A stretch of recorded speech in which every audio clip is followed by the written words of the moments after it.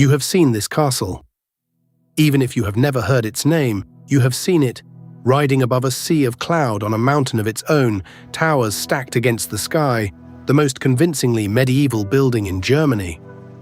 Every photograph you have ever seen of it is a photograph of a building younger than photography. The camera was announced to the world in 1839. The first stone of this castle was laid in 1850. It was finished in 1867, 4 years before Germany existed. Not restored, not rebuilt, invented. 12,000 people a month look this place up, and almost all of them are looking at a 19th century argument dressed as a fortress. But here is the part that makes it worth 15 minutes of your time. For 39 years, this invented castle held something completely real. The body of the greatest king Prussia ever had. A man who died 64 years before the first stone of it was laid. This is Hohenzollern Castle. It was built to claim a past. It ended up holding one. Start with the rock, because the rock is the whole reason. Between Stuttgart and Lake Constance, the farmland of southern Germany runs flat and green and unremarkable, and then, without any warning from the landscape, it stops. A single cone of the Swabian Jura stands straight up out of it. 855 meters. No town at its feet, no river below it, no rival high ground anywhere near it. The nearest place of any size, Hechingen, sits 234 meters down. On a clear day, you can see this hill from 100 kilometers away. Which means, for 1,000 years, everyone in southern Germany has been able to see whoever held it. The castle covers the entire summit, not a building on a hill, a crown set on a peak with nothing left over. And that is not an accident of the terrain. Everything about this place, from the rock upward, was chosen to be looked at. Hold on to that. It is going to matter more than the stone does. Around 1040, a family of counts built a stronghold up here. They were minor nobility in a crowded corner of a crowded empire, and they did the thing minor nobility did.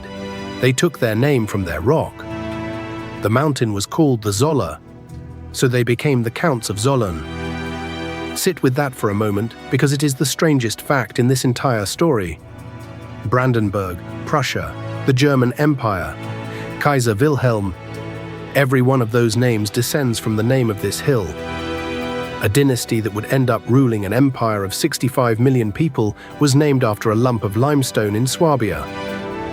The castle they built here impressed people. Contemporary chroniclers called it the crown of all castles in Swabia, and they seem to have meant it structurally, not poetically. It never got the chance to prove it. In the summer of 1422, an alliance of the free imperial cities of Swabia came to this mountain and sat down around it. Understand what that means. Not a rival lord, not a feud between families. The cities, the merchants, the guilds, the towns that had grown rich enough and organized enough to decide that a castle on a hill was a problem they could solve. They stayed for the best part of a year. Through the autumn, through the winter, through a spring on an exposed Swabian mountainside. On the 15th of May, 1423, the crown of all castles in Swabia fell. And they did not garrison it.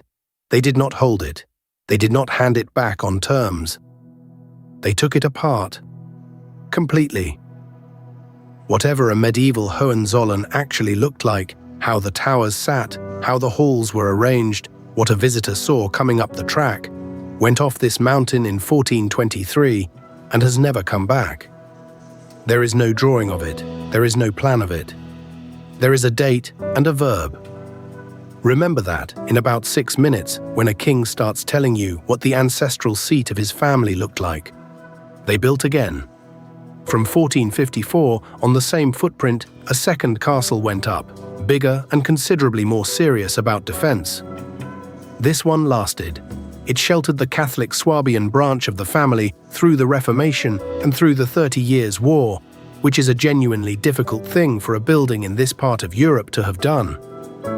But its story is a slide, not a fall. In 1634, Württemberg troops took it. In the winter of 1744, French soldiers moved in. In 1798, the last Austrian owner walked out and shut the door. Nobody destroyed the second Hohenzollern. It simply stopped being worth anything to anyone. By the turn of the 19th century, of an entire fortified summit, exactly one room was still weatherproof and usable. A small 15th century chapel dedicated to St. Michael. One chapel, on a bare mountain. That is the whole of Hohenzollern in 1800. And by then, the family that had come from this rock was sitting on the throne of Prussia, 600 kilometers to the north, and had not thought about the place in generations. In 1819, a 23-year-old Prussian crown prince was traveling south on his way to Italy, and he made a detour. He climbed this mountain to see where his family had come from. What he found was rubble, weeds, and a chapel. 25 years later, by then King Frederick William IV, he wrote about that afternoon. And this is the sentence the whole castle is built on. The memory of the year 19 is immensely sweet to me, and like a beautiful dream, especially the sunset we saw from one of the castle bastions. Now it is a youthful dream wish to see Hohenzollern made habitable again. Read that again, because he is telling you exactly what he is doing, and nobody listens. He does not say restore. He does not say as it was. He says a beautiful dream. He says a youthful dream wish. The man is not describing a building project. He is describing a feeling he had at sunset when he was 23 and announcing that he intends to build it. He became king in 1840. 10 years later, the first stone went down. The architect was Friedrich August Stüler, the successor to Schinkel and the most establishment figure in Prussian building. The fortifications went to a military engineer, Moritz von Prittwitz. The sculpture went to Gustav Wilgos. Note what is missing from that list. An archaeologist, a historian, anyone whose job was to find out what had actually stood here. There was nothing to find out. It had been erased in 1423. So Stüler did what he had. He took English Gothic revival, the fashionable medievalism of Victorian Britain, and crossed it with the massed towers of the Loire Chateau, 300 kilometers and 3 centuries away from this hill. The result is magnificent. It is also an assembly of other people's ideas of the Middle Ages, none of them Swabian, none of them from this rock. And you can see it. That is the thing. Stand close and the illusion fails every time. The stonework is too regular, the joints are too fine, every tower agrees with every other tower. Real castles are arguments between centuries, a Romanesque wall, a Gothic window punched through it, a 17th century roof over the top, all of it patched by people who were solving problems, not composing views. Hohenzollern has none of that. It is too coherent to be old. This is architecture as a statement, not architecture as an accumulation. On the 3rd of October, 1867, it was finished. Now put a second date beside it. 1867, the castle opens. 1871, in a mirrored hall at Versailles, the King of Prussia is proclaimed German Emperor. 4 years apart. I want to be careful here, because it would be easy and wrong to say they built the castle because they knew the empire was coming. Nobody knew that in 1850.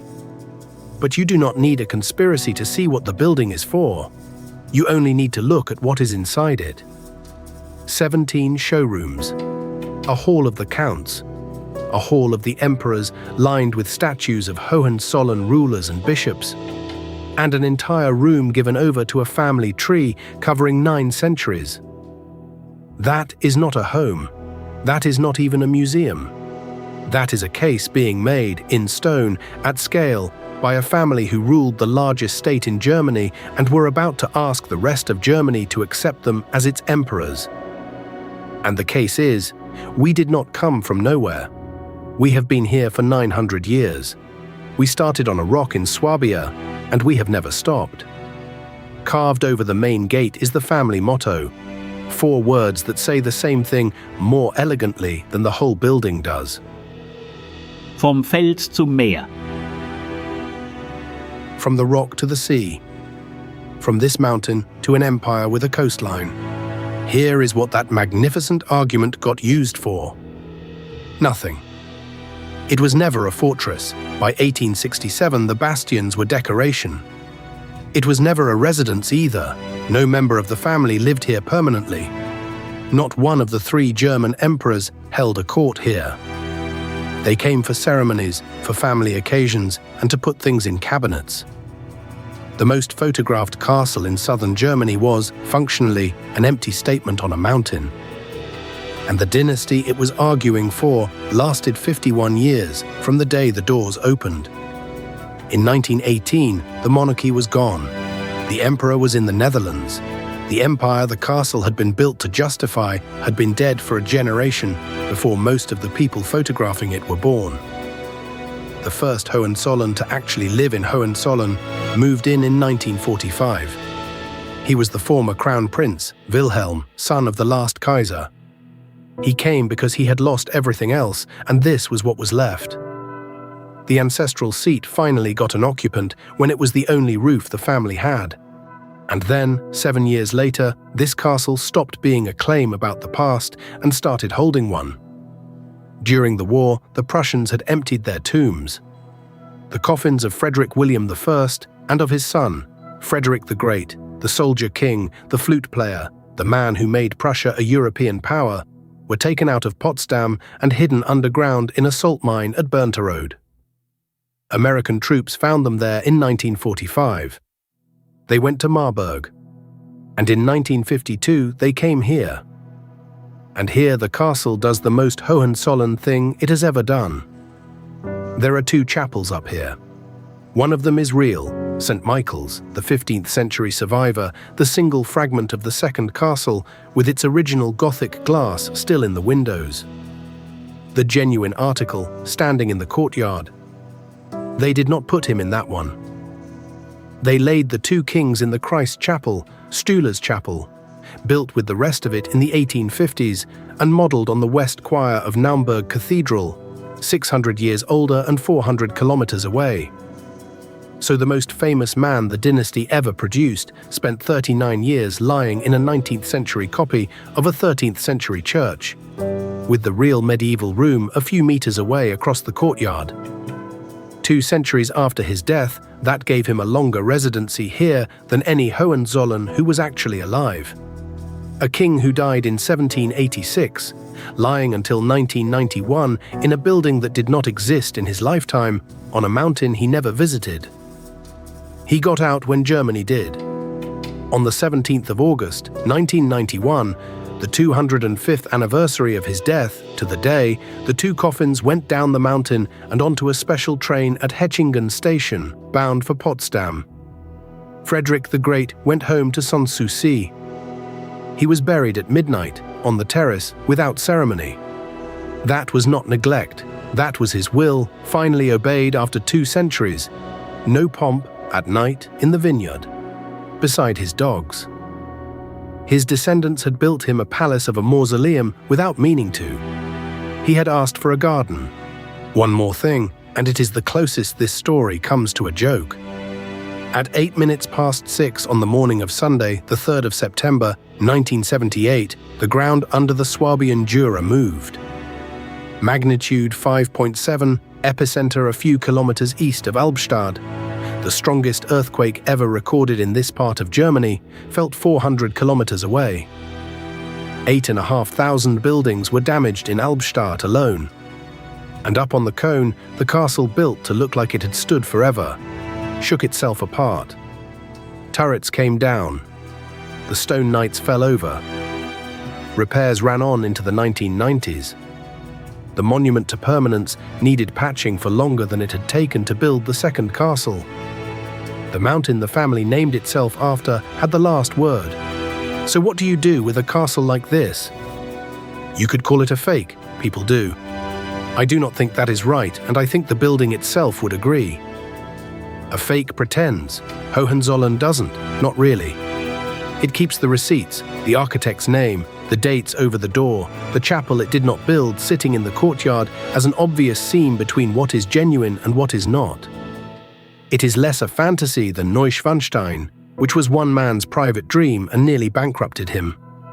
It is less a ruin than Heidelberg, which Germany decided to leave broken on purpose. It sits between them, honest about being a statement and completely unembarrassed by it. The family still owns it. That has not changed in 175 years, though on the 1st of January, 2026, the Swabian branch passed its share to the Prussian line, and after all that time, the two halves of the House of Zollern became one owner again. Vom Fels zum Meer. From the rock to the sea. They went from this rock to an empire, and then they lost the empire, and then they came back to the rock. The castle that was built to prove the story never ended is the last part of it left. It was built to claim a past. In the end, it is the only one they have. If you want the full record behind this episode, every date, every source, the complete written guide, it's linked at the top of the description on our website. If you go yourself, there's a shuttle from the lower car park to the Eagle Gate, but walk at least one direction if you can, because the road climbs through beech and fir, and the towers keep vanishing and reappearing until the last bend. Dress for it, the showrooms aren't heated, and in spring it is colder inside the castle than out on the ramparts. And give the treasury its time. It holds the crown and Frederick's own effects, the one room up here where the objects are genuinely old, and the one room where you are not allowed to photograph anything. And if castles with stories like this one are your kind of history, subscribe. The Stonekeep Atlas archive already holds 100 of them, from the Rhine to the Loire, with more episodes on the way.